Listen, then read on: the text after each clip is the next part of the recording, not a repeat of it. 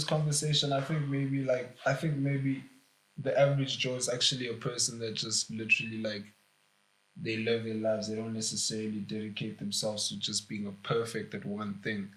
So if the PR is so bad around it, is it actually necessary, or has it just been misunderstood at what exactly the average Joe is?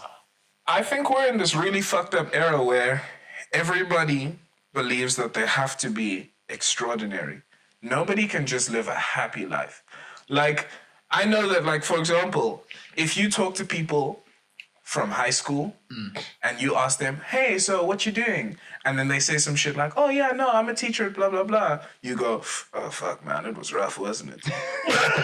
Like, you don't know how happy they are. Maybe they love teaching kids, you know? So everybody has like this whole like notion of like what their ideal happiness kind of is. So I know that like with me, that's a thing. Like, Sanza, I think you said it when we last met up, and you were like, we're in a time where everybody believes that they're the chosen one. Oh, dude. Yeah, like I think that's very strong, especially with our generation. Like literally everyone thinks that they're special and they're chosen, and I think the one thing that time can show you is that like no one is really chosen, but you just have to choose yourself to Mark be Zuckerberg chosen. and Billie Eilish fucked the world up, bro. Yeah, and it's because they chose themselves. Like it's literally just that. Like I genuinely feel like everyone has the potential to tap into that divine energy within themselves. A lot of us just choose not to because it's scary. Don't you think it's a perspective thing as well? In what sense? So, like, for example, people are going to look at their lives, but they're going to compare them with really huge people, and they're not going to compare them with themselves. Exactly. So, for example, I'm going to be like, holy shit, Mark Zuckerberg was a billionaire by the time he was 23. I'm 24. What the fuck am I doing with my life? And then I forget that he was a white male in America who went to Harvard. That motherfucker was going to be a millionaire by 30 anyway. Do you know what I'm saying? So I find that like often people are trying to compare themselves with notions that are impossible or things that are outside of their range, and nobody's looking at their own personal development because the people who do crazy shit do it like a day at a time. Yeah, but like I don't think there's such a thing as impossible, bro. Like more than anything, if we look at the cards, what's the one thing that Mark Zuckerberg, you, Bill Gates, and Ham have in common? I wanted to make a sex joke. I almost said a penis. Nah, like we literally all have 24 hours in a day, but we just choose to use them differently. And that's literally the only thing that separates each and every human being. No, I totally agree with that. What I'm saying is that, how do I put it? If you compare yourself with Mark Zuckerberg and you're not thinking of every day and every step, then you're going to think of achieving that as this huge task. But if you're just thinking about your growth day by day and your goal is in the back of your mind, you can achieve it, you know? That's what I kind of mean. Because, like, I see a lot of people where it's just like, shit, man, I want to be a blah, blah, blah. And then they try it and they kind of go half into it.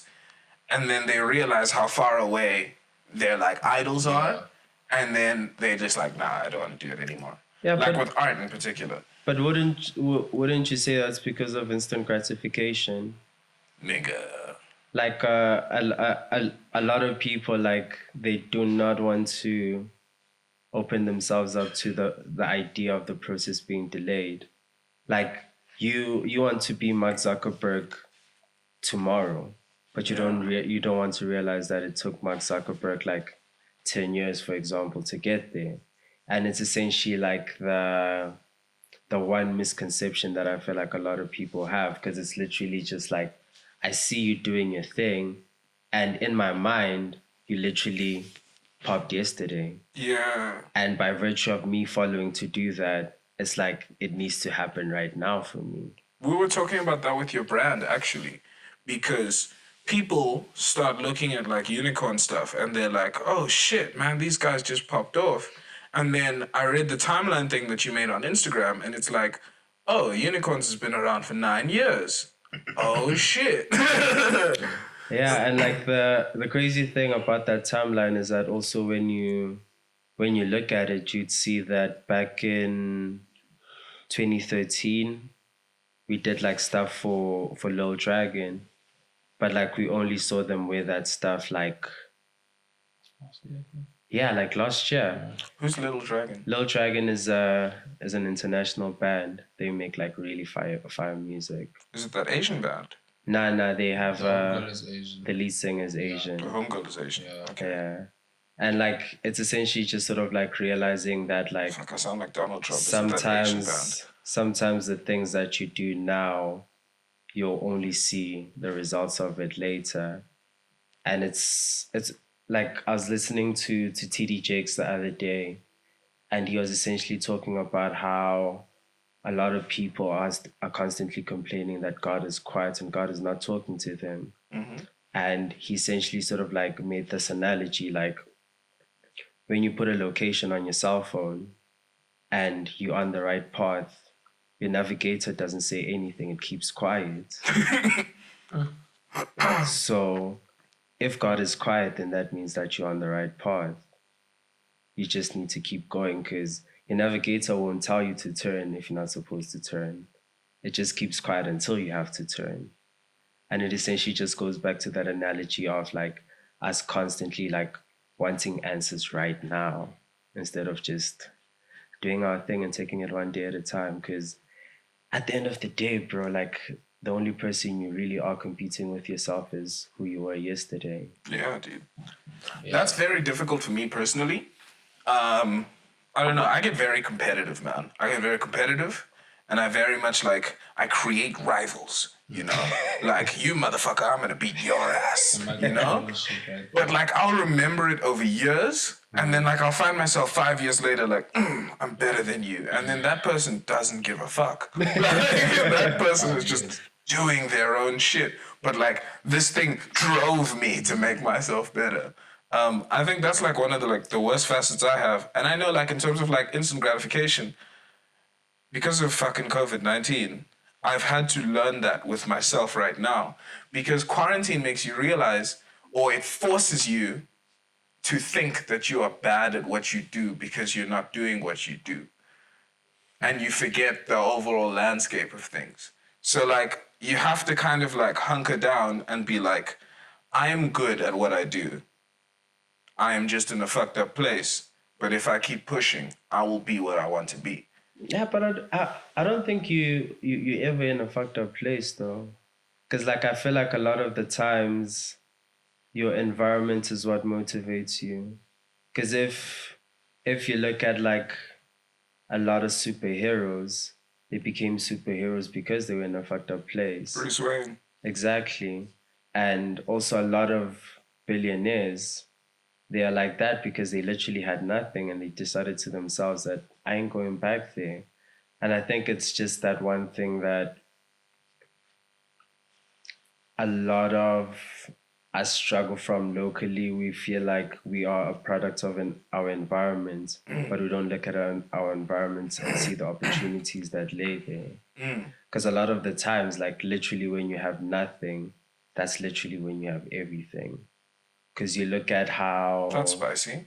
Yeah, because like I'd say Ham and I, for example, like the one thing that we have in common is that like we literally started our brands with nothing, like literally like fuck all, but over time we were able to sort of like take nothing and turn it into something, like take a beanie, sell that beanie, and make 2 beanies. And then from those 2 beanies, we're able to make 4. And then from that 4, we're able to make a jacket. Then from that 1 jacket, we're able to make 5 beanies and 3 t-shirts. And it's essentially this just is a matter true story, of like, isn't it? Yeah, and it works like that, yeah. And it's literally like sort of like understanding growth in that aspect, because like it's essentially sort of like literally when you have nothing, that's when you have everything. Because you look at. Is that why your nothing creates? Yeah, because like literally everything starts from nothing. That's spicy, bro. Blank page, blank canvas. You know. That's spicy, bro. That's actually very inspiring to me in particular right now. Shit, man. Okay, sorry, no, carry on, man. I was just thinking about that. This is very spicy because I'm just thinking about how, like, I don't know, when you're at your lowest, it's very hard to see like the heights. Like, how do I put it? Like, I find that I go through like a lot of shit, and I know like last year, like my family got like scammed and shit, and we lost like a whole bunch of money, and then like I lost work and shit because of COVID-19.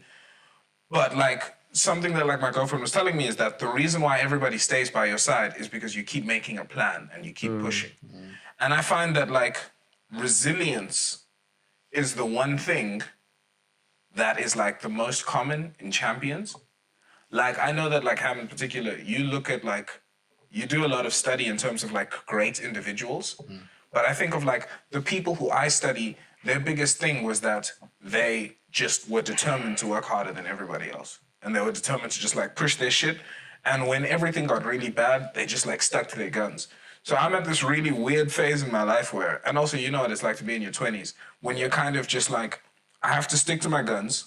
I don't really know what's ahead. I don't really know what lies in the future. Yeah. But I know that I'm good at what I do and I trust myself. And in that, I know something's going to come out. Definitely. I think like with a lot of the things that like are like downfalls, you know, like a lot of the things that are like shit and like they keep happening. So, you know, you're saying that your family got scammed and then now you lost work because of COVID. Sometimes I don't think we really like I don't think we really put enough weight on the fact that like sometimes shit happens just so that you could see the truth. And that is the most important thing. And I don't think we understand that like you know, you hear it and you're like, okay, but like am I supposed to go through all of this nonsense just to learn one truth? What is that one truth I'm supposed to learn for myself? And is it really like worth all of this shit? And it's like, you know, you gotta consider the fact, like, look at day and night, you know? During the day, there are clouds, the sky is blue, you know, and literally there's a whole saying that goes that the sky is the limit. Essentially saying that that's as far as you can go. But when it's dark, that's where you actually see the truth. The stars are basically representations of different universes, different planets. Shit, it might even be a representation of a different timeline. And in that sense, you can understand that there is more beyond this world. You get what I'm saying? Bro, this conversation is catharsis. And that in itself, that truth, could change your whole way of thinking. And sometimes that's the, you know, the bad shit happens just to change your way of thinking, because that's the only thing that needed to be changed, but it needed to be changed in a specific way for you to really hold it in, and for you to really take it moving forward.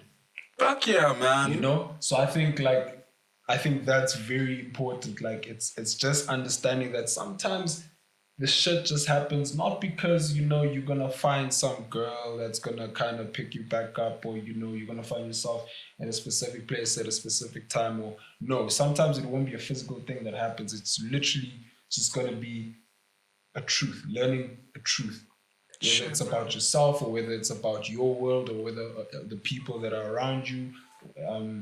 You're gonna learn a truth. And in learning that, and I don't know, man, maybe the reason the bad shit happens is so that you can attach it to pain. Because pain sticks. Yeah, man. We people hold on to being sad or being depressed. For years. They hold on to that tighter than they hold on to a moment of being happy. Lifetimes, yeah. People can't hold on to a moment.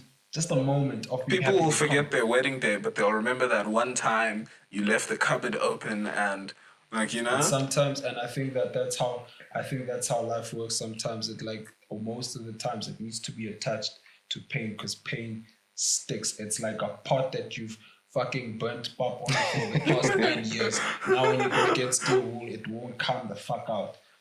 Pain sticks, and if you can take all of that shit, you move forward a little bit differently. And also, like, just to add on, in the grand scheme of things, like, if you as a person think about it, it's like, how many lessons have you learned from being happy? Yo, bro, that's tricky, man. You really can't learn anything if things are good all the time. Baby doesn't learn anything by sticking its finger in the socket and not getting shocked. Exactly. Ignorance is bliss. He's got the back. He's laughing at me. He's tired. I mean, I was the producers to please send him out. I'm gonna ask the producers to please check on the chicken. Oh my god, man. Yo, dude. Yo, you guys are actually touching on some really crazy shit right now. Okay, so, slight topic change, but I think we're still talking about the same thing. Is when we worked together in the past on UMTV Raps, you introduced me to this idea of imposter syndrome. And like, how do I put it? So, the way you kind of broke down imposter syndrome for me is, it's the feeling of not being comfortable in the space that you're in, or not feeling like you deserve to be in the space that you're in. You feel like you're an imposter, like you're in some kind of a job and you're like, I'm not worthy of this shit.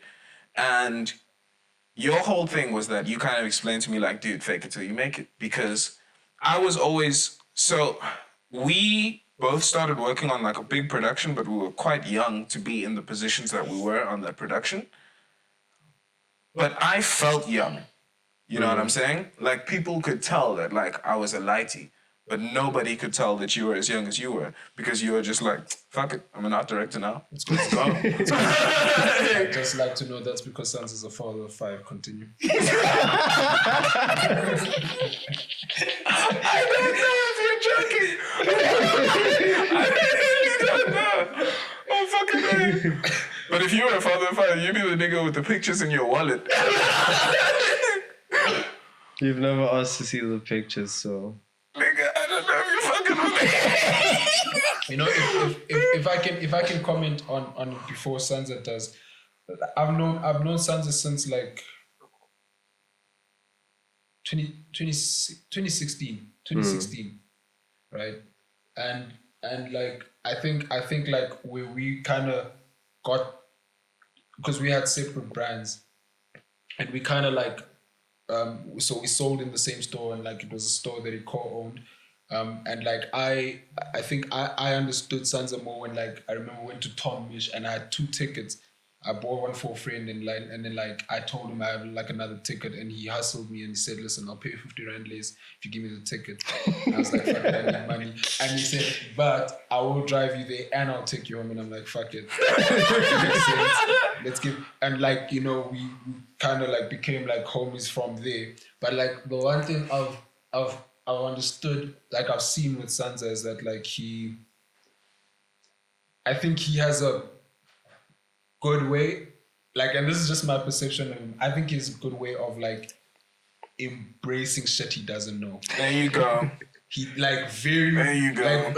Like he really doesn't know what he's doing, but he thinks it's gonna be like, okay, I think you have to do 1, 2, 3, 4, 5, and then he's just like, fuck it, that's exactly what you're comfortably uncomfortable. Yeah. Because I remember like when we were working and like you were chatting to the director, there were moments where you would just not say anything and people would be like, yeah, no, this nigga's thinking, bro. Like, yeah, no, this nigga. And I remember even Scoop came up to you and he was just like, this motherfucker's got the plan. And we're all just watching his plan just roll out in front of us. And he's just sowing the seeds, man. And like, Sanza was just like, but shit, man. It's Tuesday.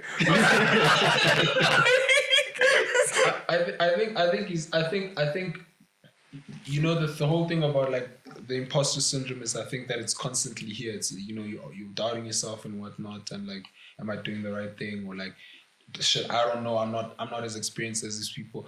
And I think Sanza doesn't. I think I know he's a deep thinker. Mm-hmm. I think the difference with him and like us, like even me included, is that like, I think it's just like, fuck it, I'm gonna act on it. Like whatever happens, that's the thing. I'm just gonna fucking act on it. And that is an important trait, because essentially he doesn't get stuck in his head. Because you just do the concepts that you want to do. So you're like, fuck, I want to design fashion. Boom. Fuck, I want to direct a movie. Boom. Like, fuck, I'm an art director now. Boom. You know? It's not like any hesitation of, oh man, I don't know if I can really do that shit. Like right now I'm at this really weird phase where I'm like, I want to make TikTok videos. But I'm like, oh man, can I make TikTok videos? What are they gonna be like? Will I look good? Oh man. But you wouldn't have that shit. But I want to also, it's very important that it's stated, and we must actually let him talk, because now it sounds like we're like, what's the opposite Nah, of this dick is riding? dope. Well, the opposite of no, dude. We're mansplaining, bro. So I think it's important to note that For the man spread too. I think it's important to note that like in like the concept of creativity in art, Sanza does his research. He does do research, and a good way to see it is to see like how he approaches showing his end product. So with MTV Base specifically, a lot of you guys were like showing, okay, yeah, the setup, and like you see the previews of like what this episode is going to be on. But Sanza was putting out sketches of how the stage is going to look like, and then going bit by bit and showing you that entire process. So there's actual thought that's being put into it. Yeah, man. But like he's not gonna take all this time just to act on the thing. Maybe Without thinking about it. like maybe he might not be 100% sure about it. Shit, sometimes a lot of the times he's actually 2,000% sure that this is like gonna be sick. So it's like a weird thing. It's like, because some people like shit out creativity. Like some people don't do their research; they just shit it out, and it's mediocre. And you can see it, and it happens in Joburg a lot. And those people get paid. You're on Sanza enough. Sometimes they pay us. You learn that like, if the 100% is the max, he truly believes his ideas is like it's like 2,000%. Yeah, man. And I don't know how I'm gonna get from here to there, but I'm getting there. And at 2,000, there's like 2,000% where I'm like, dog, this shit is gonna fuck people up. Yeah, and you have confidence in ridiculous shit that works out, bro. Bro, I saw you come to my crib as like, bro, that's the opposite of camouflage, dog. You would die in war. Literally would. Like, bro, like, you look like a psychedelic ninja, bro. And like, that shit, like, fucking works, bro. Like, but I get what you guys mean. It's like this confidence thing, man, but it's calculated. It's like calculated confidence and calculated risks, which is quite dope. I don't think it's calculated. Yes. To be honest. Because I think like the one thing I've personally realized is that like all I have to do is my part and everything else is beyond me. Because the best I can do, like, I think I describe myself as a parasite, like the movie. Oh, okay. Because like essentially what the homies did, like the homies literally just wanted to get themselves out of a situation, and all they had to do was like pick up their phone, go on the internet and learn what that is. Yeah. And essentially just apply that information and improvise. And I was on a meditation with my girlfriend like a couple of weeks ago, and the one thing that I realized is that like we're so obsessed with knowing that we end up just having so much mental clutter. Yeah. And the one thing that like just kept on coming to my mind during that meditation is that like we actually don't need to know, but we need to trust that we'll know the information when we need to use it. And I think essentially like that's just the approach that like I've had. Before your MTV Raps, like I did not fucking know what a art director was, like the word, but I could do my research and understand what an art director is and how an art director would talk. But then at the end of the day, when it comes to building a set, I know how to draw, I know how to build, I know how to make, I know how to paint. And it's essentially just like making a set is essentially like painting with objects and people. And it's essentially just like applying that same information. And it's literally just a thing of, yeah, like not thinking about it too much, because a lot of the times we tend to sort of like overly obsess with things And by virtue of that, in You the fuck it up. process of like being over-informed, that's when you start to doubt. That's what I do, man. Yeah, and it's essentially just a matter of like letting go and letting God, bro. Because like, So you're saying it's like a little bit of knowledge and then like fake it till you make it. not necessarily like faking it till you make it. It's a whole lot of it's a whole lot of knowledge and just believing that you'll never get something you can't handle. Because like everything that you're supposed to do and everything that's supposed to happen will happen as so. It's just a matter of like when it happens, will you rise to the occasion? Yeah. Shit, man. That's literally it. Because like literally everything is like one thing. Whether you're making music, you're making clothes, or you're building a couch, or you're doing a podcast. Like literally everything is one because it has a process. Yeah. And that process requires you to think. And as long as you have a mind, you have the mental capability to do anything. Yeah. And it's just a matter of a lot of people tend to put themselves in a position of like, I'm only qualified in this one thing, so I can only do this one thing. And by virtue of that, like you trap yourself in that one thing.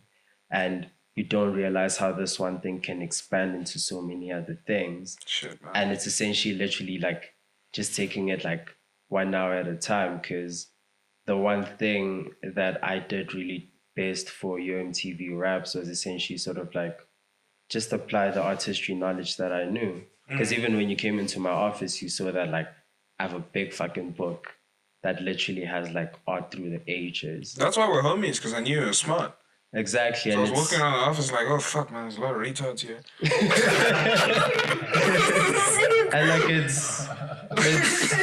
it's essentially just a matter of application. Like a lot of us go to school to learn, but we don't know how to apply the information that we learn. Yeah, dude. Bro, I'm sorry, man, but this is why I made this fucking podcast. It's not common sense, man. Because like this is really helping me deal with shit like in my own mind. Because right now I'm literally at that stage where I'm like, I need to not think of myself as like an AD producer. I need to think of myself as a person who organizes things and can speak. And what are all of the avenues that I can get out of that? And then it was like, fuck it, make a podcast. Fuck it, direct a movie. Like, fuck it, dude, do more photography. Like, fuck it, man, organize shit. Like, get yourself out of your shell. Man, that is amazing stuff to hear, bro. I mean, because I just think about, so Ham, bro, just real quick before I start like jumping into all of the things that I do. So we know a little bit about like what Sanza does. Can you tell everybody what you do?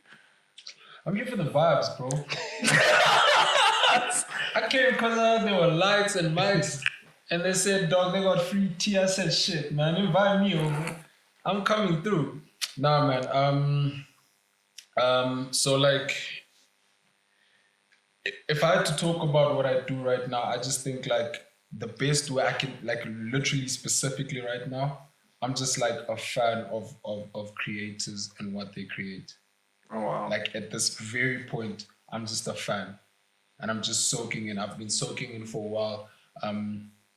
And I've been like fortunate enough to work with Sanza here on like different kinds of projects. And we met when we had like our individual brands. And we would put like in like say the same shows and then like, you know, we would put in fashion shows. Yeah. And then like the same like fashion events, and then from there we like literally collaborated and then like decided to put nothing together. Literally. You gotta use it in a sentence. And like and you know, for me I was like I was speaking to him about it now on like this collection that he's about to put out, where we were having a conversation about how when we started, and like also going back to the point of like how we just started what we did with nothing. It's like that's literally what it was. You created, and like Sanza had an important thing where he said that we were actually lucky with like when we did have our products out, like, and people liked them and people responded to them. We were actually just lucky. But taking this hiatus, this time off from like clothing brands and like just This time where you're just observing. yeah, has shown you that like there's so much more that you actually need to. There's so much bone that you need to add to the steak.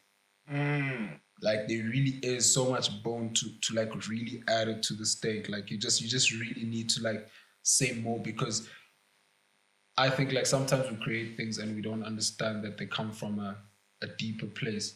You know, we create something and you've created something, but you don't actually even understand yourself that like subconsciously you created something that has a lot more meaning than what you've communicated to the world.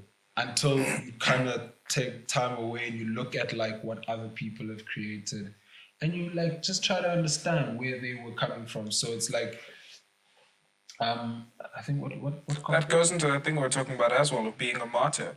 yes. When you create something amazing, like all the people in the 27 Club, only after the period of time in which everyone could look back at it, they were like, oh my gosh. But also like you have to look at it from like an observer, just like try to understand, okay, what made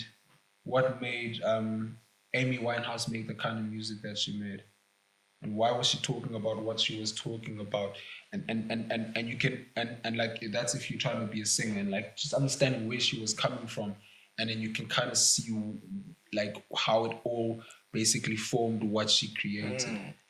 You know, she could, in her mind, she could be like, I'm not saying this is how it was, but like she could be singing about a man that broke up with her, and like she, you know, she's devastated, and she creates an entire album about It's it. Taylor Swift, bro. But like you find out, like you maybe find out that like her dad lived, and it's like now it's a whole deep thing. That's abandonment issue. Yeah, So now it's I'm like, a dick, thanks. the point I'm trying to make is that like it's really just understanding. I think it's like when you're an observer, you can look at how other people create and understand how they create, and put yourself in a position to be.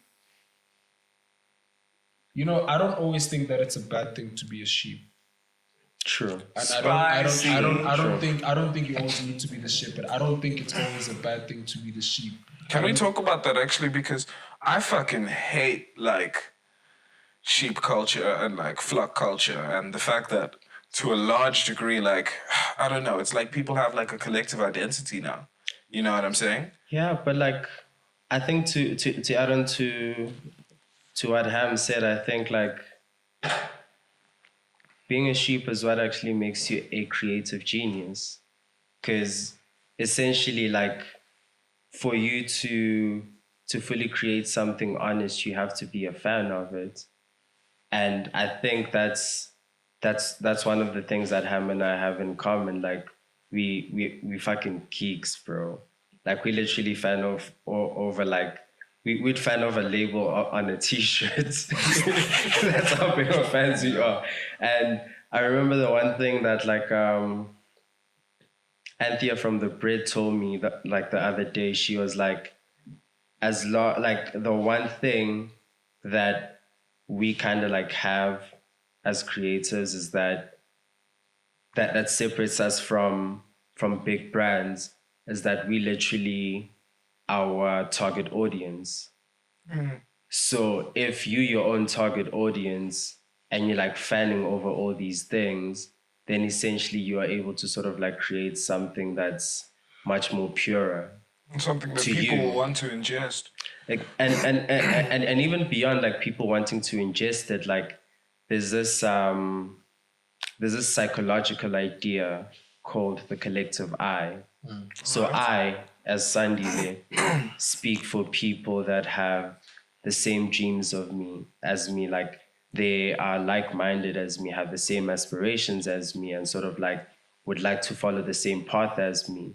Though we may not know each other, we are somehow connected into like a thing called a hive mind. That's cool. And that's essentially like as like the things that I'm going through, if I put that on my clothing or my art, it's more likely for someone else to relate to it. That's cool, man. Because they literally sort of like feel what I'm feeling, but they're from a different background and have a different perspective. But the common denominator will always be the psychological aspect of it. And I think that's essentially what kind of sort of like attracted everyone in this room together, because like we all from different backgrounds, but in some form or another we have something in common.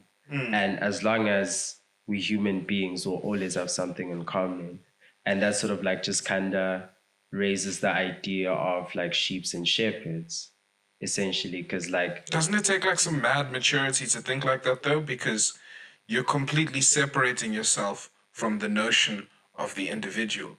Like the way I think about it is like when you're born, you only see through your own eyes. So there's a segment in your life when you think that you are the only thing that matters. There's a moment in your life when you think that you are God and everything else is just like an NPC playing in front of you. How do you separate yourself so much from the notion of me, my wants, my needs, to the point where you can confidently state that I am like everybody else, and because I am like everybody else, I will make the things that I enjoy, and I know everyone else will enjoy them. Like that's so hard for me to admit that I am fucking normal. Do you know what I'm like saying? I don't think it's hard, because like it's something that you hear over conversations, because like it's literally, it's not by magic that you'd have things in common with everyone in this room. And by virtue of what you said, literally everyone in this room and everyone that's watching has felt like that at some point in their lives. So that essentially makes us all one.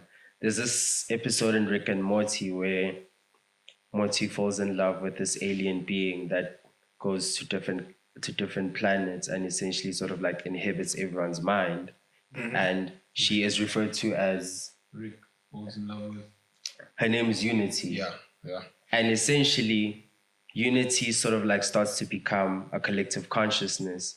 So when I get onto this planet, when I speak to you, I'm speaking to Unity. When I'm speaking to Ham, I'm speaking to Unity. When I'm speaking at the person that's watching the planets and then he has like 1 million kids. No. That's in Fourth season? no, that's in the 4th season. Oh, we're spoiling some shit. The Unity one is in the 2nd season, and essentially it's sort of like just talks to the idea of like collective consciousness. And essentially at the end of the day, like we're literally, well, this is what I believe. I believe that like we're all part of one consciousness, and essentially us exchanging information is us discovering things further. Because I'm not sure if you've experienced this, but like sometimes you talk to someone or be advising someone, and essentially what you're saying, you're hearing it for the first time, but somehow it relates to you. Yeah, man. And who's to say that we should detach from that? The fact that those moments can't be experienced, or even when you're on a date with a girl and you're just like, oh my gosh, we have so much in common. That just goes to show, siyafana, Joe. Siyafana, it's just the idea of like always wanting to That to be sentence ended unique. racism, man. Hey? That sentence ended racism, man. But it's true. I think like as humans, like I don't know what happened over time, but like we've literally just gotten to a point of like separating ourselves from each other and like concentrating on the individual. Whereas over time you realize, Guti, sometimes to get to know yourself, you get to know yourself through other people. But if you think about it, focusing on the individual is how we got as far as we got. Because the basis of economics is that if you act selfishly and everybody else acts selfishly, everybody acting in a manner where they want to get their own is going to eventually lead to the good of everybody, because it's going to force everybody to work at a particular standard. That's the basis of capitalism, is that if we're all fighting, we will all eat because we're all fighting. So if you think of the most powerful nations in the world, like America, it's the nations where they have the fiercest capitalism.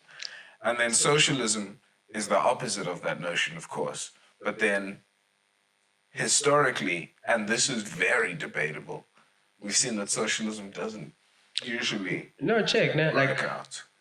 I get what you mean. But And I'm it's- saying some different shit. No, like it really does make sense, but it's sort of like I could be wrong in my thinking, and I just could be like just be thinking like magical unicorn thoughts right now. No, I think your answer's But like I think essentially by focusing on self, like there's this quote that Karl Lagerfeld said. It's like you can't necessarily like keep giving too much of yourself to people, because if you give too much, then you won't have anything left. And if you don't have anything left, then you have nothing to give. And by virtue of doing so, it's essentially just like, yes, we do have to like nourish ourselves, but in nourishing ourselves, we actually also empower other people. Because I'll use my clothing for as an example. Like the one thing that I've always had to do in my whole life, because I'm the first generation artist in my family, I literally had to believe in myself more than the next person. And I essentially channeled that energy and I put it into my clothes. And over time, you realize that like the one thing that everyone in the world has in common is that they suffer from self-doubt. And I essentially took my clothes and used that as a cure for myself, for my clothes to remind me that I'm dope every day. That's why your swag is so braggadocious. Exactly. And like every time I put my clothes on, my clothes essentially speak to me and they remind me that they trust in me. And by virtue of doing so, then I'm essentially, in a capitalist way, nourishing myself. But I'm able to sort of like take that same nourishment and give it to the next person, and they can feel the same thing that I'm feeling and feel more empowered. And it's essentially like by thinking of yourself, you're essentially also thinking of the next person. Because when you use America, for example, because of that idea,